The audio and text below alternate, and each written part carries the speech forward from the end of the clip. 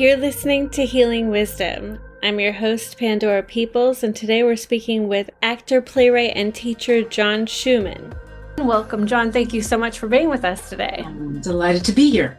So you have a reading coming up November 1st from 1 to 2, directed by Dan Lombardo as part of the Pop-Up Practices series presented by the Orleans Cultural District and hosted by Frank Paransky. I'd love for you to start off by telling us about your upcoming performance. Well, all of Frank's pop-ups are music. All the great musicians on the Cape perform, and I'm the exception. I'm the spoken word. I've done several of them the last couple of years. I've been an actor all my life and have been segueing into or adding writing to my resume and really enjoying it. And it was Frank's idea to have me talk for the hour, and I realized I had a lot of material that I've amassed through writing workshops and things on my own, and that's what I've done. But this is going to be an unusual one, and one I'm very excited about, in that it was my old friend Dan Lombardo's idea for me to do an hour talking about my career as an actor. It was his motivation. And so I've spent the last few months, my life is sort of floating by in front of me as I'm remembering everything.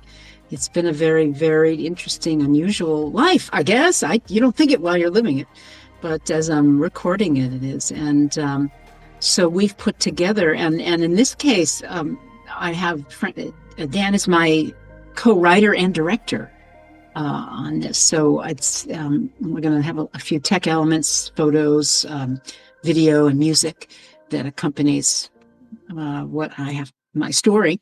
So it's quite an operation, and I'm very excited. We're both excited about this. So that's what it is. It's going to be an hour. Am I going through varied chapters of my life as an actor? Dan is great, and also as a co-writer, this has been new for me. Writing has just been something I do, and I'll give you my favorite story. I'm telling everyone that it was one chapter he really enjoyed about my time in Los Angeles. That's quite interesting.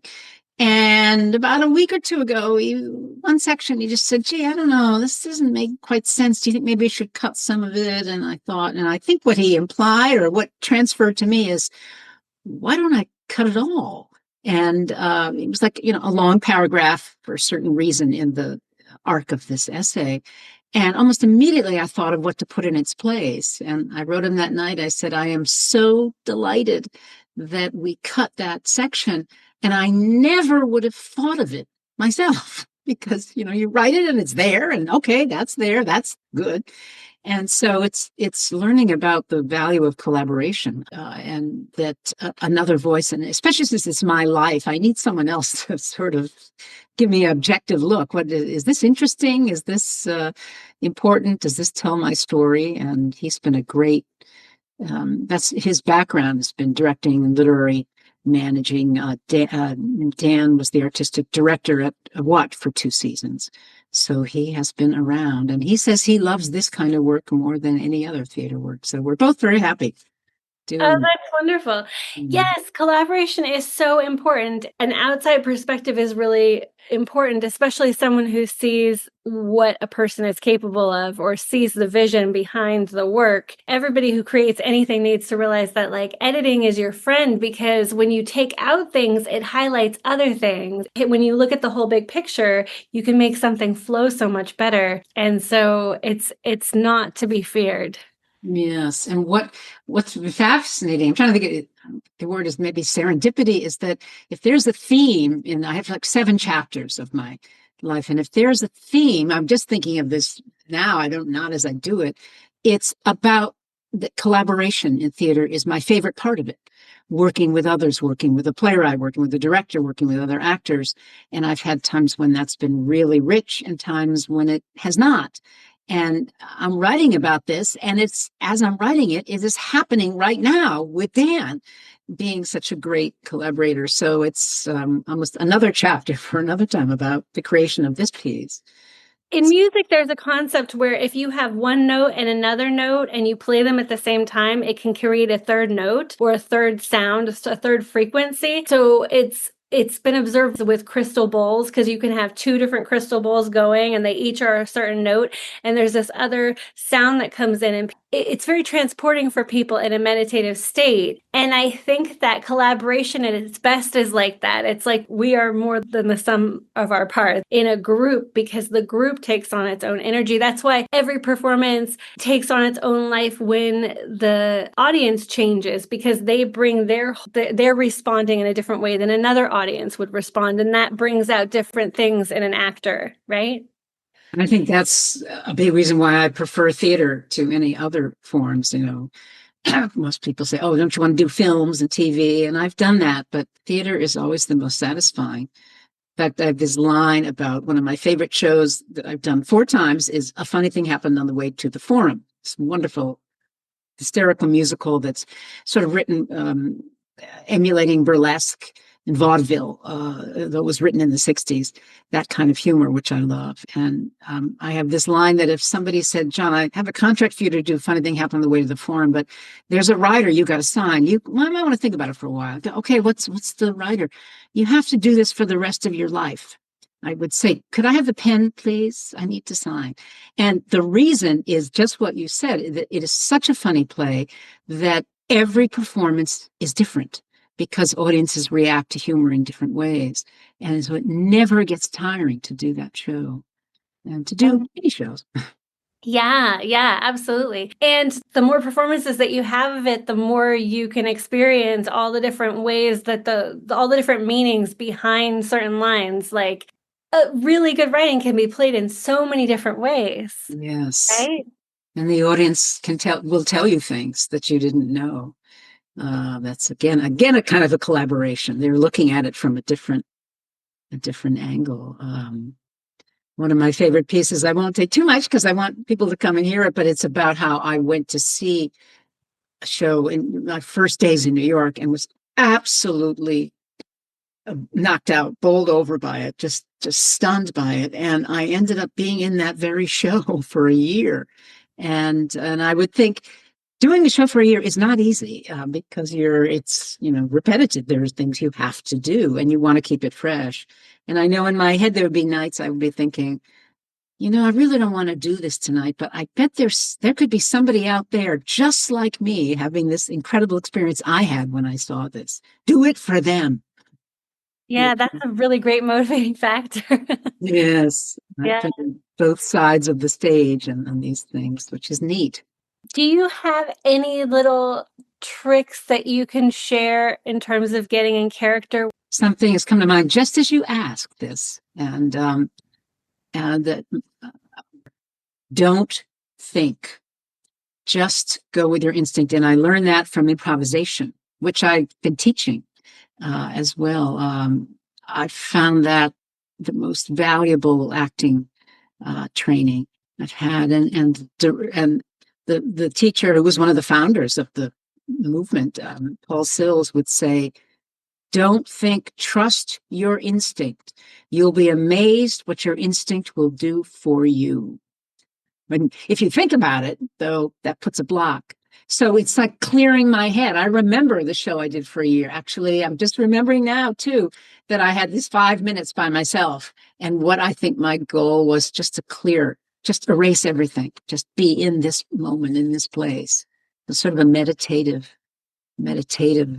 position you put yourself in. Yeah, thinking, you've got to think, you are creating, there's thinking involved, but in the end, it's about releasing the thought, releasing thinking about what you're doing and just do it. Nice. So can you talk a little bit about some of the shows you've been in? Wow. Well, one of the themes of the piece is to talk about how I've been in shows all over the country, all over. And think of it as you're doing it, but it's been a wild, transient existence. I talk about being in Alaska. It was really exciting. The reason that I was in a professional theater in Alaska, there was only one reason that theater existed, because it's a small population to support a professional theater. At the time, there was a glut of oil, and the state had so much money. And an arts organization would come to them and say, could we have some of that money to do theater? And they went, of course, how much do you need? So that was exciting. I love farce. I've directed farce, which I think is underrated in this country. It's hard to do well. And when it's done, to me, it's magical. You're stepping into a different world. And I have this metaphor I came up with, like we're on a tightrope and the actors come on one side and the audience comes on the other, and you meet in the middle in this other place. And to me, if a farce is done well, that tightrope is just higher and longer than in any other form. And it's just so magical to be there. It has to be true and honest. It has to connect to reality. That's the trick of farce.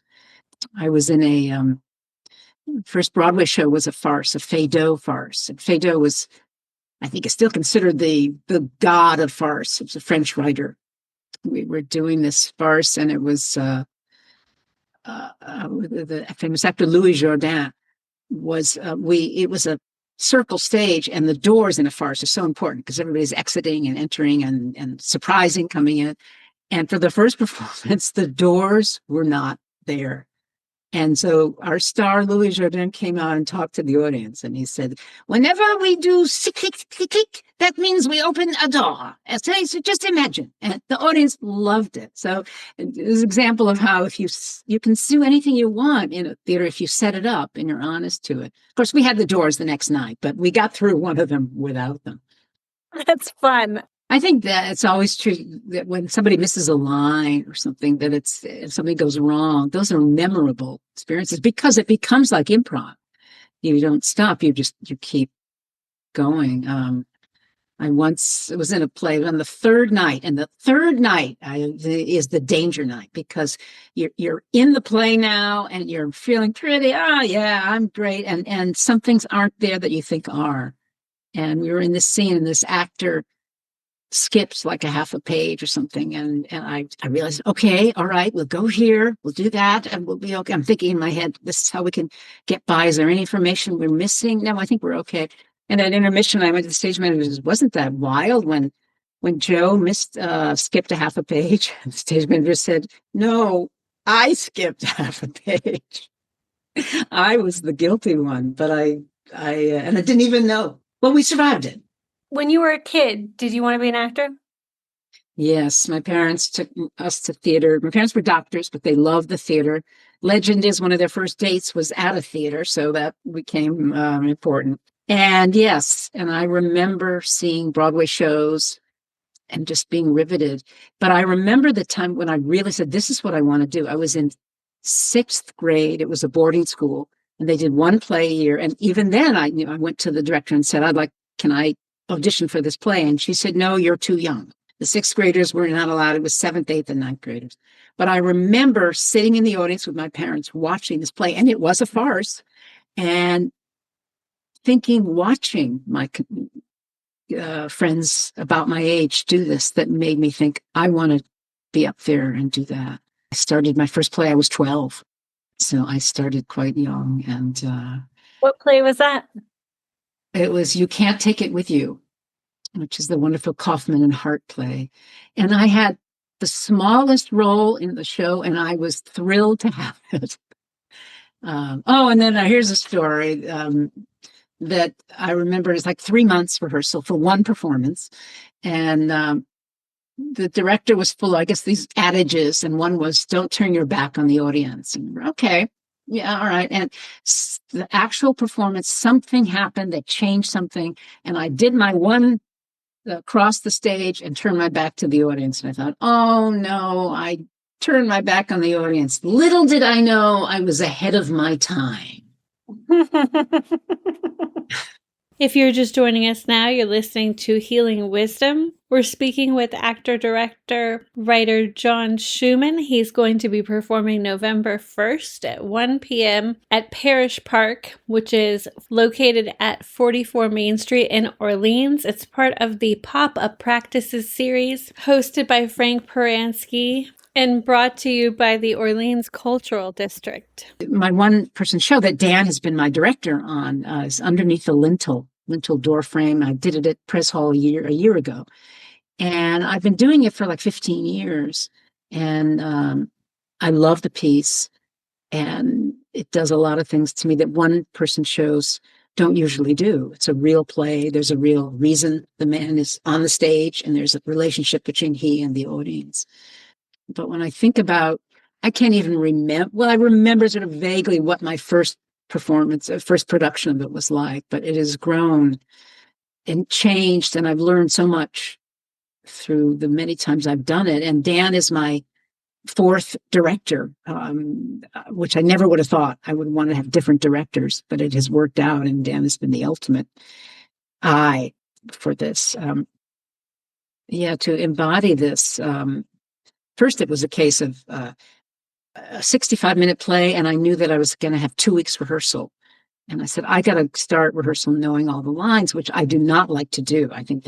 I used to think that programs you. You sort of become set in how you're going to perform it if you go through all the lines.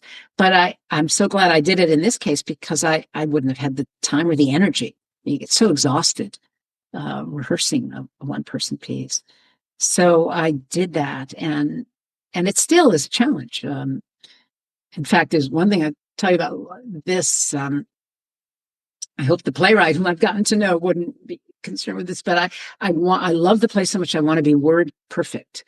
And because I'm so going, people ask me, how did it go tonight? And I say, it went. I have no idea. When you're doing a one-person show, you just talk about don't thinking. You can't think.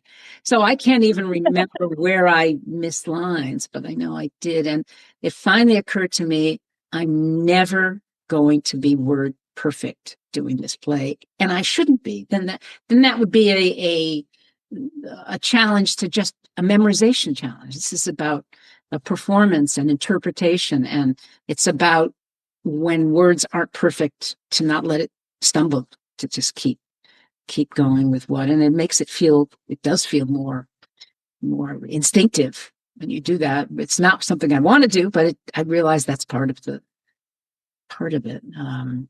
I never thought I'd do a one-person show. Well, this is a reading, isn't it? Maybe that's trained me for this, because I've always played like supporting character parts, and I like that. And so when people say, how did the show go tonight? If I'm having a smallish part, I'm also watching the others. I'm experiencing the others, and which is the exact opposite when it's just you. How would you sort of encapsulate your philosophy or your approach? About theater or acting? Or... Yeah, about theater. I mean, you've been talking about being present, being instinctual, that the thinking and crafting part of the process happens before, and then once you're on stage, you have to really engage in the moment and live the character. But do you have anything to add to that? Yeah, I think also, since I've been doing directing and teaching at Open University of Wellfleet and teaching playwrights. And I've come up with a thing about how I think in every play, somebody or something has to grow, change, evolve. And that sounds like a very limiting thing, saying, somebody has to try to get a job and get it and do it. And, it sounds like a very limiting, thing to put on a play. But the glory of theater is something has to grow, change, evolve, and there is an infinite amount of ways to achieve that.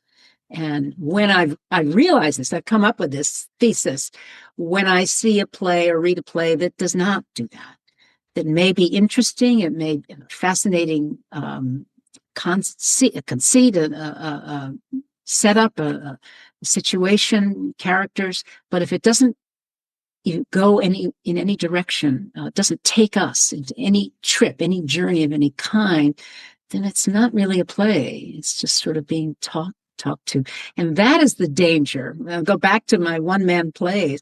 That is the real danger in a solo play. No matter how interesting the character and what he's saying is, it's not easy to make something grow and evolve with just one person on the stage. And that's another many reasons I love my quote unquote, my play Underneath the Lintel. And that something really amazing does grow and evolve. And I met the playwright for the second time recently. Dan and I met him. He summers here in Wellfleet, and he was saying these same things. And I went, oh my God. He was saying what I've been saying. So and I'm not surprised, but it was thrilling. because that's what he realized, what he accomplishes in this piece, and what all plays should accomplish, should take you somewhere, take you on a journey somewhere. And as they say, there are infinite ways to take a journey. That's what I love. I talk about, theater has just always been my favorite. Well, of course I chose it, but I just think it's the most interesting art of the art forms, because it can take you, it can be about anything. It can be about any thought, any nationality, any themes. That the scope is so huge. When you say that it has to take you on a journey, I completely agree. And I'm wondering if to you that means that we see an evolution of the character, or if it can be an evolution of the story, or if it's sort of both. It's both. And you know what is can be the most exciting? The evolution can be of the audience. They can grow to understand. I'll tell you, a play I just read that I may be a part of at some point is about a man who is a Holocaust survivor, and it takes place relatively in the last 20 years. And this man is witnessed as a little boy, the Nazis turning Jewish bodies into soap. And he's convinced that they did that, and there has not been an accounting for it. And the Holocaust people, there's organizations involved with keeping the story going, the museum, and he is adamant about them admitting that this happened. He has proof. He said he saw it as a boy. And this is about a journey. I'm reading this play and going, okay, this is powerful and profound, but where are we going with this? He's adamant about it, and his detractors are saying, we don't have proof. We can't say anything. We don't have proof. Where is this taking us? And where it takes us is a realization how just to have that acknowledged it isn't the word just, it is major. It is how he survives. How somebody going through something like that, which we don't know, but we can just only possibly imagine. Every day is a goal in surviving such a horrible thing, and this becomes his what makes him tick is to fight for this, to have this acknowledged, is more than just something in print. It's a proof of what I've been through, and so it's the audience that goes through that journey of realizing how important this is. Nothing changes for the man. It's important from the first moment till the end. But for us, we realize, oh, yes, this is about survival. So that's the journey the audience takes. Right. That's a really good example. Mm-hmm. So I'd like you to talk a little bit about teaching playwriting. Yeah, well, John Anderson and I, for the Open University of Wellfleet, we realized we had a lot of similar tastes in theater, and we decided to do two. We've done 2 courses on favorite playwrights, and the first was on A.R. Gurney. People remember him, a wonderful playwright of the last 30 years or so, a modern American, often writing about the wealthy upper class.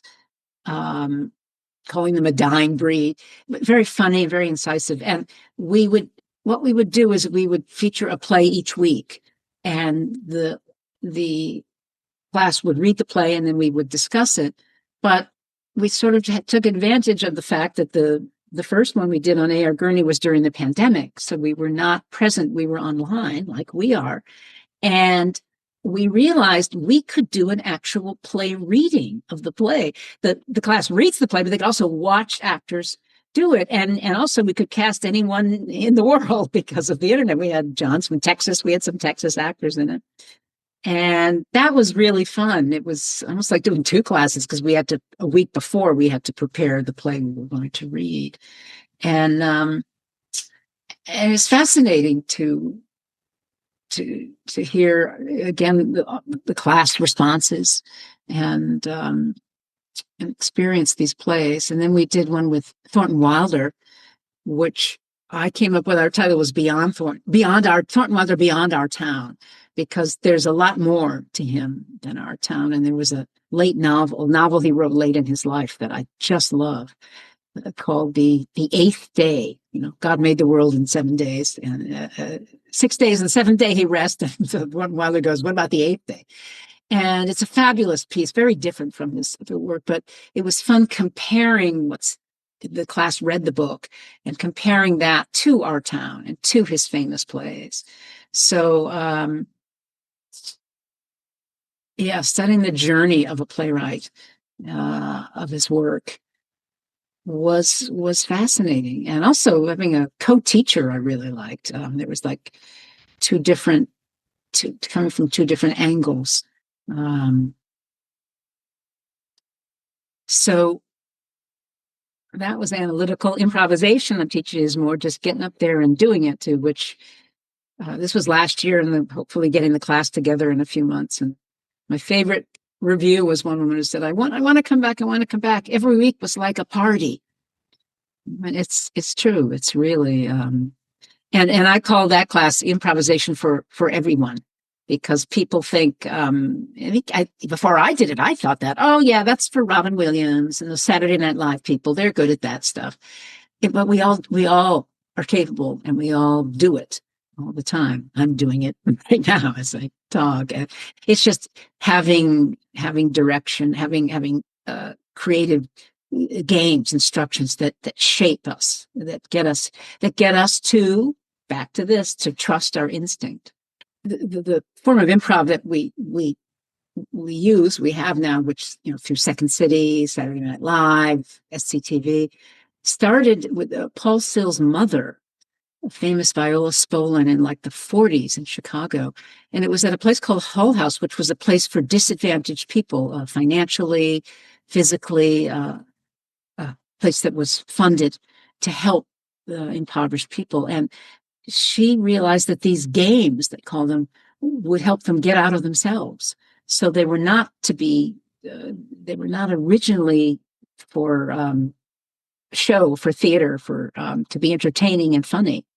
And then her son Paul Sills was teaching at the University of Chicago, and he had there was no real theater program, so he decided, why don't we try these games? And out of that came everything.